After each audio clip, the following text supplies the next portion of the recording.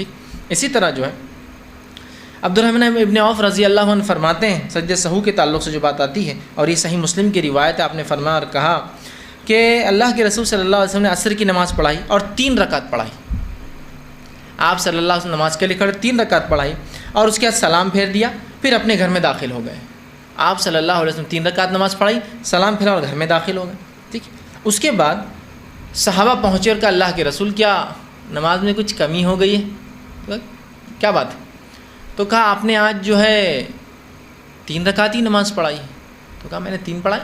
آپ نے کہا کوئی اور ہے جو بولیں گا؟ تو ایک اور صحابی نے کہا اللہ کے رسول ہاں آپ نے 3 رکعت نماز پڑھائی. تو آپ صلی اللہ علیہ وسلم نے جب یہ سنا تو آپ نے جو آپ صلی اللہ علیہ وسلم نے 1 رکعت پڑھی. 1 رکعت پڑھنے کے بعد آپ نے سلام پھیر دیا، پھر 2 سجدے کیے اور پھر سلام پھیر دیا. ٹھیک.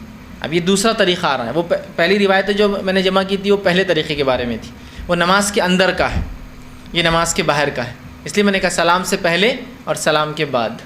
سلام سے پہلے مطلب نماز میں جب غلطی یاد آ جائے، سلام کے بعد کا مطلب نماز کے بعد کوئی غلطی یاد آئے. رسول اللہ صلی اللہ علیہ وسلم نے سلام پھیر دیا، چلے گئے. 3 رکعت پڑھی تھی. صحابہ پہنچے، عبدالرحمن ابن عوف رضی اللہ عنہ کا اللہ کے رسول آپ نے کم پڑھائی. آپ نے کہا کیا بات ہے عبدالرحمن؟ ابوبکر صدیق آئے کہ اللہ کے رسول ہاں آپ نے کم پڑھائی. تو اللہ کے رسول آئے، 1 رکعت پڑھائی، چونکہ آپ نے 3 ہی پڑھائی تھی نا. 1 رکعت پڑھائی. 1 رکعت پڑھانے کے بعد آپ نے کیا کیا؟ سلام پھیرے. سلام پھیرنے کے بعد 2 سجدے کیے اور پھر سلام پھیرا. یہ ہوا سلام کے بعد کے سجدے سہو کا طریقہ.